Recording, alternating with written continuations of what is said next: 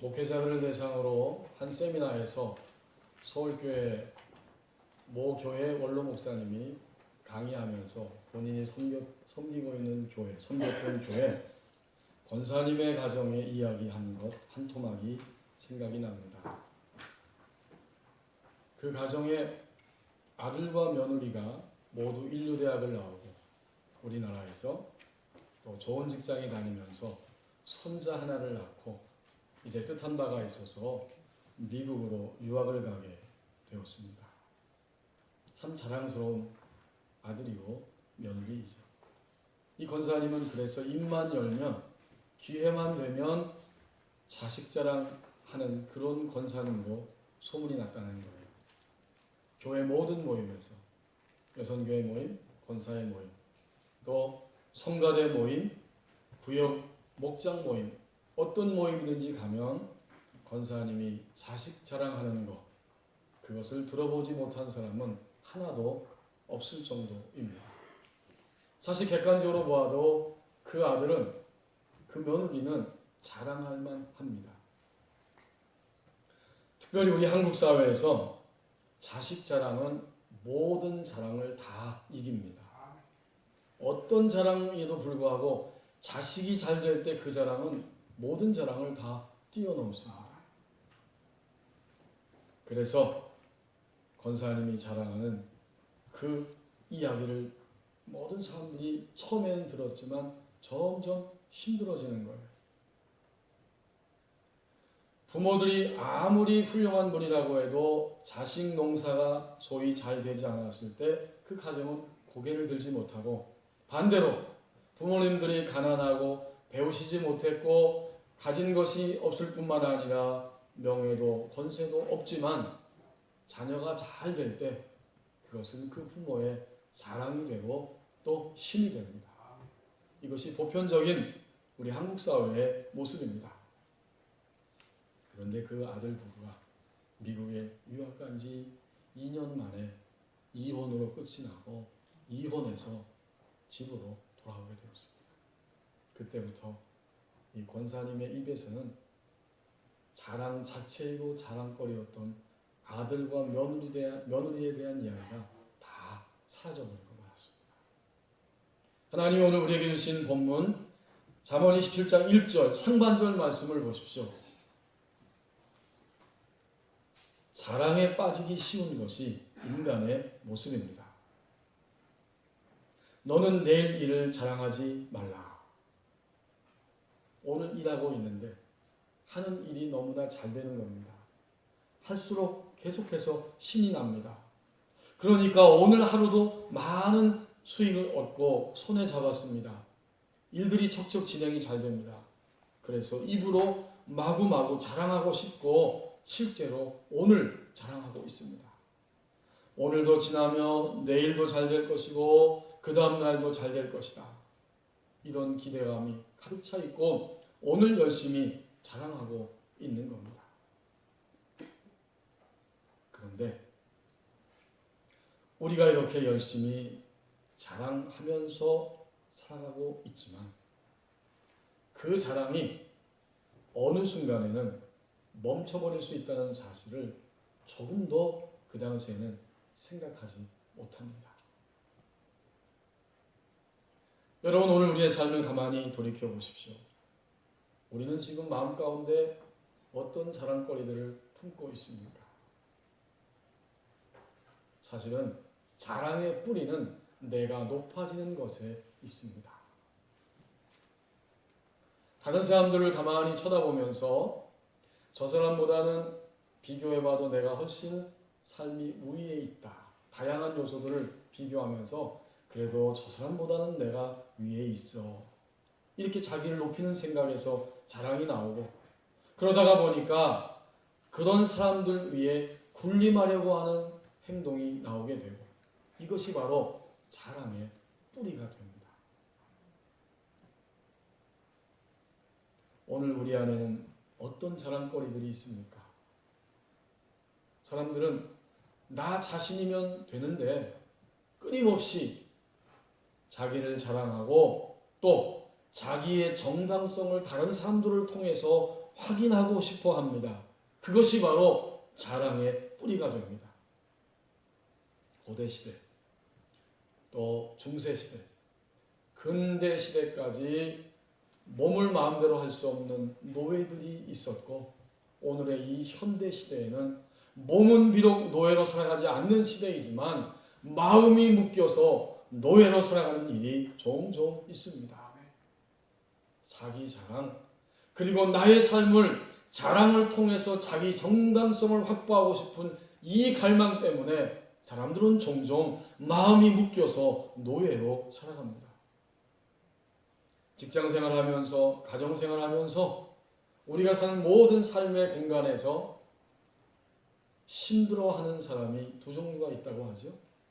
바꿔 말하면 우리는 그런 사람들 때문에 힘들어합니다.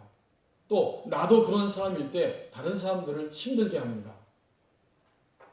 먼저는 타인 의존적인 사람입니다. 한두 번이 아니고 무엇을 해도 끊임없이 옆 사람에게, 아는 사람에게 끊임없이 모든 걸 다 의존하려고 하고 의탁하려고 합니다. 심지어 자기 자녀임에도 불구하고 옆 사람한테 맡겨버리고 의존하면서 자기는 다른 일로 다니고 있습니다. 이렇게 하나부터 열까지 타인 의존적일 때 그런 사람을 만나면 굉장히 힘들어집니다. 두 번째는 좀 전에 함께 생각하는 것처럼 자기 자랑을 끊임없이 하는 사람 만나면 이것도 참 힘듭니다. 한두 번은 그렇군요, 맞습니다 하면서 동의해 주지만 계속해서 자랑하면 어느 순간부터는 그것을 듣기가 힘들어집니다. 제가 오래전에 30대 중반에 서울에서 부목사로 섬기고 있었어요. 그 교회에서 한 4년 정도 섬기다가 나왔습니다. 그리고는 얼마 지나서 그 교회 집사님을 우연히 만나서 얘기를 들었는데, 목사님 요새 우리 교회는 장로님들이 권사님들이 장로님들이 아주 자랑하느라고 굉장히 아주 자랑을 많이 하는 그런 상태가 되었습니다. 무슨 소린가 들어봤더니 이제 한 장로님 가정에서 손자가 태어났어요. 또 얼마 있다가 다른 장로님 가정에서 손녀가 태어났어요.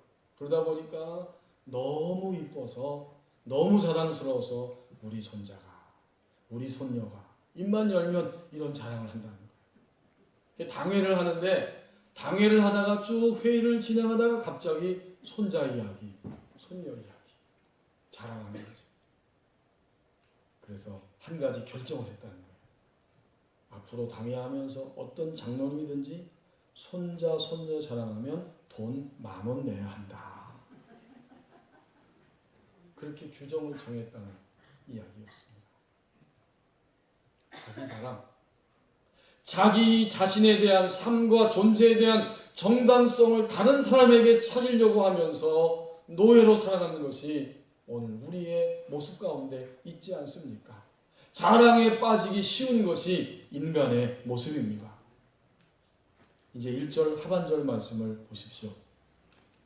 하나님이 주관하고 계심을 실감할 때가 찾아온다고 말씀합니다.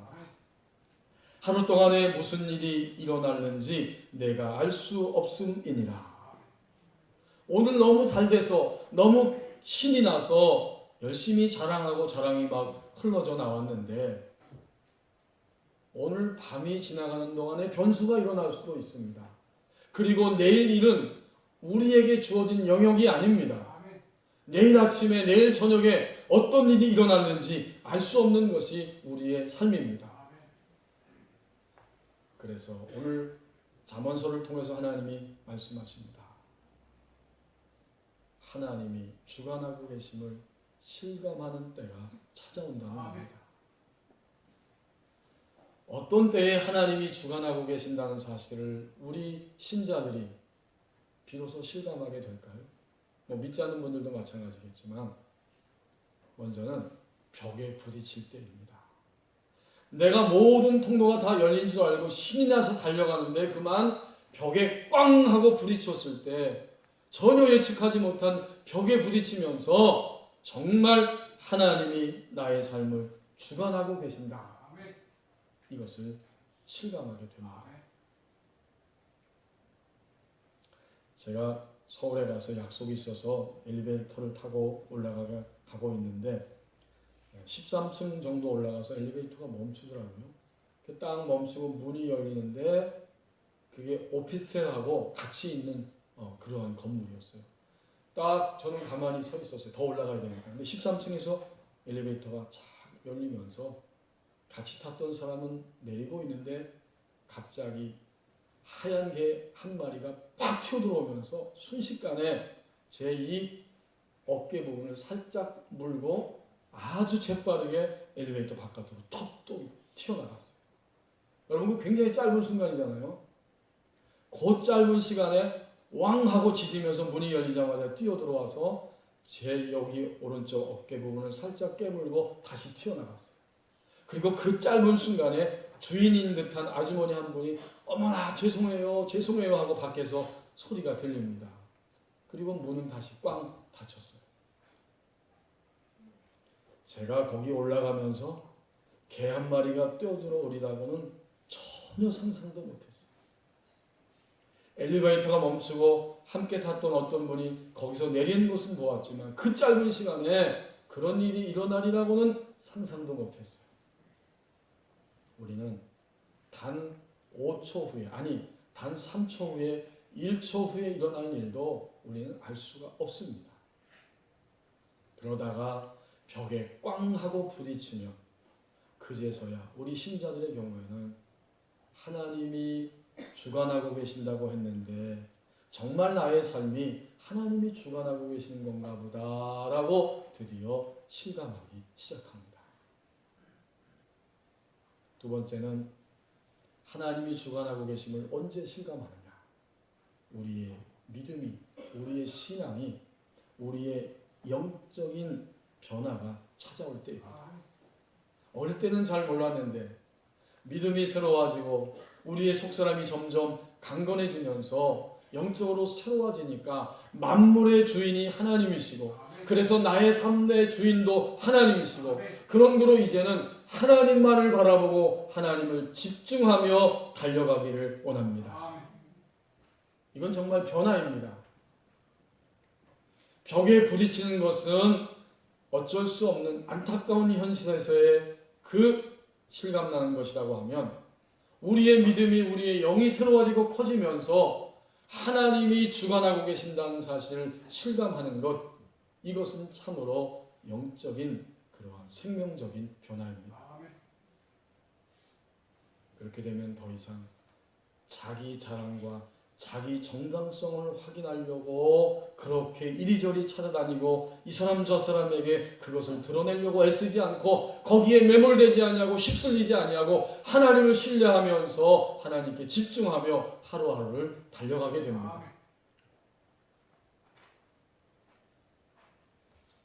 요즘 우리의 어린 자녀들이 자녀를 출산하지 못하는 이런 일이 많이 있죠. 점점 더 인구가 줄고 새 생명이 출생하지 않는 것이 우리 대한민국의 심각한 현실입니다. 물론 대도시에 가면 아파트 단지가 몰려있는 곳에는 계속해서 어린아이들이 다니는 것을 보기도 하지만 우리 버버니 교회도 오래간만에 아름다운 유아, 새 생명이 탄생했죠. 우리 교회 장로님 가정에 나루와 우리 어린이, 우리 유아가 매주일 교회에 옵니다. 몇 주 지났는데 가만히 보니까 모든 사람들이 그 나루와 어린이를 보면서 공통적으로 하는 말이 있습니다.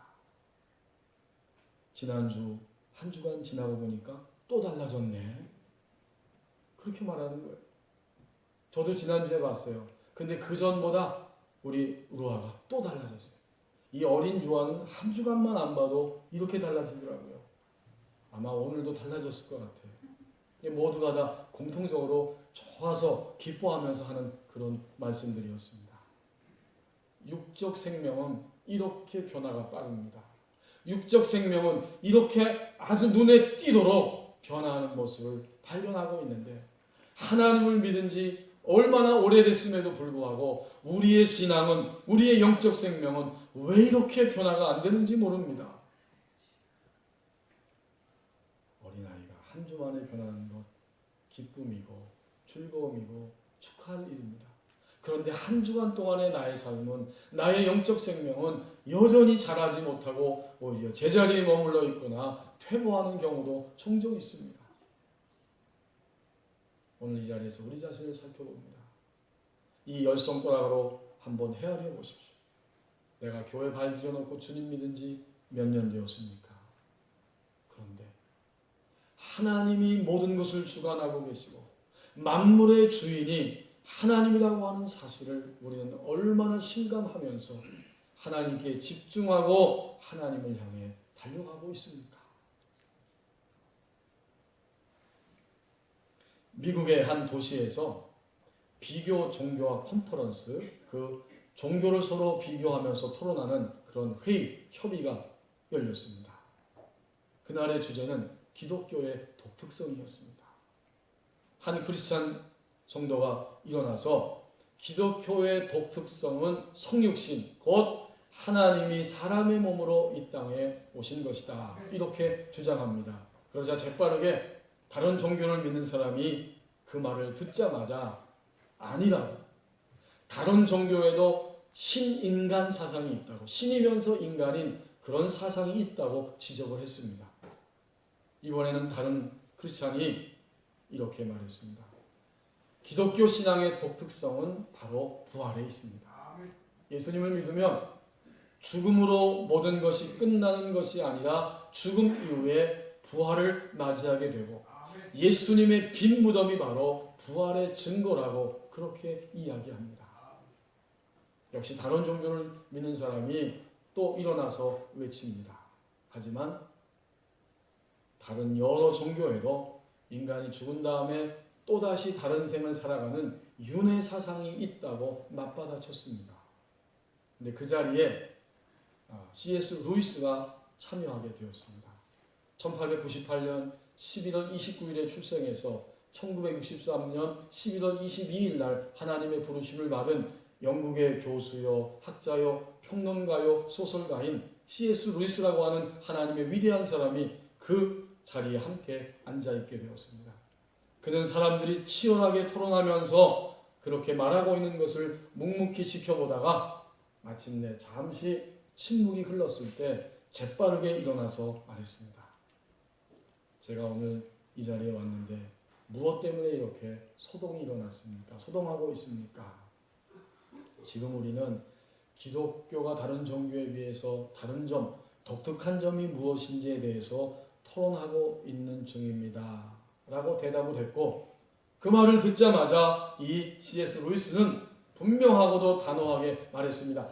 그것은 아주 간단합니다. 바로 하나님의 은혜입니다. 그 말을 듣고 C.S. 루이스가 설명하는 이야기를 듣고 모든 사람들이 조용해지면서 고개를 끄덕였습니다. 기독교의 독특성은 인간이 무엇을 할 수 있고 해서가 아니고 하나님 자신이 무조건적으로 예수님을 통해서 인간의 몸으로 찾아오셔서 모든 인간을 받아주시고 용납하시는 그 사랑, 그 은혜가 바로 기독교의 독특성이다. 더불어서 사람이 그 은혜에 반응하든지 반응하지 않든지 그거와 관계없이 하나님은 무한하게 조건 없이 인간을 받아주시고 사랑한다. 이렇게 설명하고 나니까 모든 사람들이 조용히 고개를 끄덕였습니다. 필립 얀시라고 하는 그 미국의 작가가 있습니다. 1949년에 출생했고 현존은 한 70세 된 미국의 작가이고 그 출판 편집인인데, 그는 하나님의 사랑을 이렇게 아주 아름답게 멋지게 표현했어요. 우리가 하나님이 우리를 더 사랑하시도록, 더욱 사랑하시도록 할 방법이 없다. 그리고 그분이, 하나님께서 우리를 조금 덜 사랑하시도록 할 수 있는 방법도 없다. 멋진 표현입니다. 여러분은 별로 동의 안 하시는 것 같은데 멋진 표현. 이미 충분하다는 겁니다. 하나님은 더욱 사랑할 필요도 없고 하나님은 조금 덜 사랑할 필요도 없어요. 이미 하나님의 사랑은 충만하고 우리를 향한, 인간을 향한, 불신자를 넘어 하나님의 백성들, 나를 향한 하나님의 사랑은 이미 차고도 넘칩니다. 그래서 그것이 바로 기독교의 독특성이요 하나님의 은혜입니다. 자기 자랑과 자기 정당성을 찾으려고 그토록 매몰되어서 살아가는 우리들이 벽에 부딪힐 때, 영적인 변화와 성장이 일어날 때 하나님이 주관하고 계신다는 사실을 실감하는 때가 찾아온다고 말씀합니다. 이제 마지막 2절 말씀을 보십시오. 하나님 앞에서 사는 나 자신이 된다고 말씀합니다. 동의어를 계속 반복하고 있죠. 타인이 너를 칭찬하게 하고 그랬습니다. 그 밑에 보면 외인이 너를 칭찬하게 하고, 동의 반복입니다. 내 입으로는 하지 말며, 또 2절 끝부분에 보면 내 입술로는 하지 말지니라. 사람들은 어떠하든지 칭찬받고 싶고 칭찬을 통해서 나의 정당성을, 나의 존재와 삶의 정당성을 찾으려고 갈망하면서 달려가고 있습니다. 물론 이 말씀은, 2절 말씀은 모든 그리스도인들은 당연히 칭찬받을 만한 삶을 살아야 돼요. 이 시대 속에서 우리가 살고 있는 삶의 모든 공간에서 칭찬받을 만한 삶을 당연히 살아야 됩니다. 그러면서 2절 말씀은 이제 늘 잠언서가 두 개의 층으로 되어 있는 것처럼 일반 보편적인 의미의 층과 신앙적인 영적인 의미가 담겨 있는 것처럼 또 하나의 층을 우리에게 보여주는데, 그것이 무엇이겠습니까? 결국 신자는 하나님 앞에서 하나님의 인정을 받고 하나님의 칭찬을 받는 자리까지 올라가는 사람들입니다. 타인과 외인은 사람들이지만 두 번째 큰 의미는 바로 하나님이십니다. 신자는 그의 삶이 이제는 하나님의 인정과 칭찬을 받는 자리, 하나님 앞에 서 있는 나 자신이 되는 그 자리까지 올라가는 사람들입니다.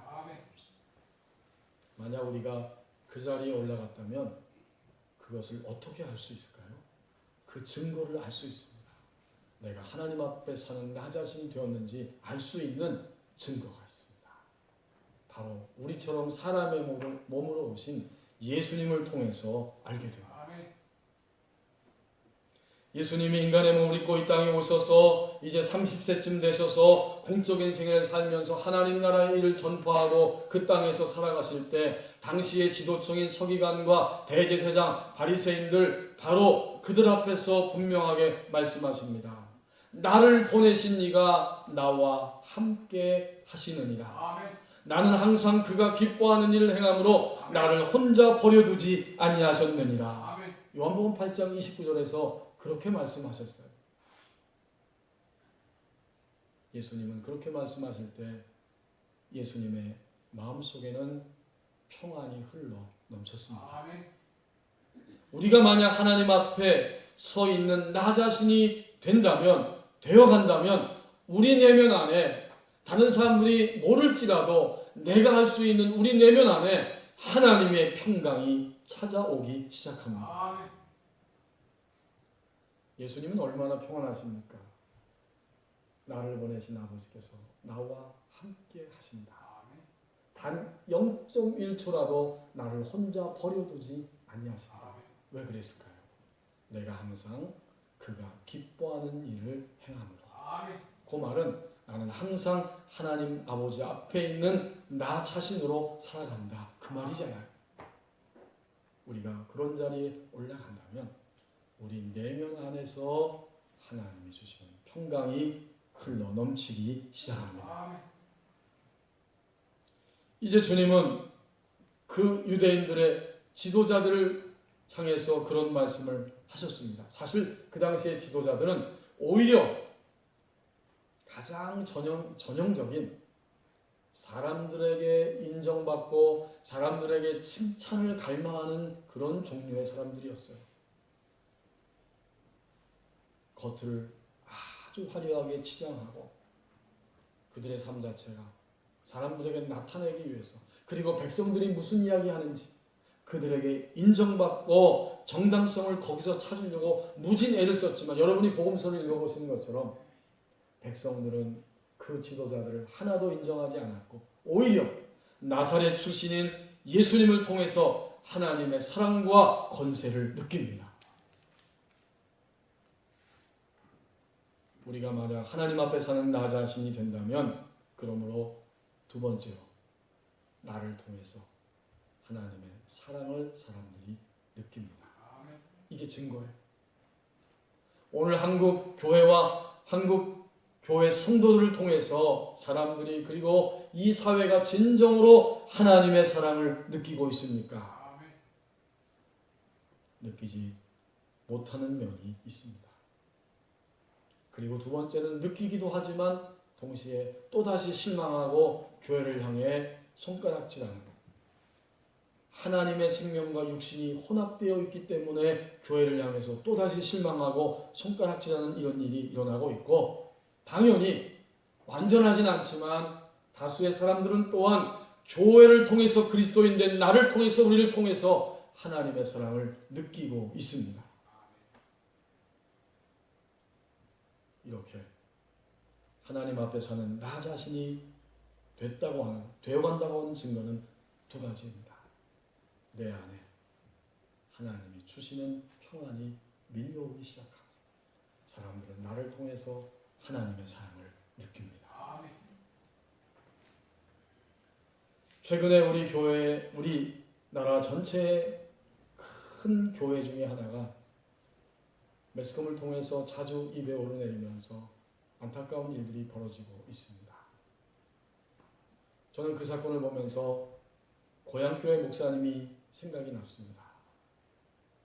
제가 신학교 입학하고 또 다니고 있을 때 가끔씩 신학생들을 불러서 이야기하고 또 식사하는 그런 때가 있었는데 그 고향교회, 제가 다니던 고향교회 목사님하고 명성교회 그 목사님하고 신학교 동기입니다. 3년 내내 같이 공부하고 졸업했어요. 그런데 어느 날 동문 모임에 가서 그 명성교회 목사님께서 나는 요새 집에서 잠을 안 자고 교회 예배당 강단에서 잠을 잔다. 벌써 6개월째 그렇게 하고 있다. 이런 이야기를 하더랍니다. 그 말을 듣고 우리 고향교회 목사님께서 가만히 있다가 이렇게 말씀하셨대요. 그 고향교회 목사님은 신학교 동기 중에서 나이가 제일 많은 층에 속합니다. 늦게 신학을 해서 들어갔습니다. 그래서 그 말을 듣고 김 목사님, 김 목사 그러면서 잠은 집에서 잘 됩니다.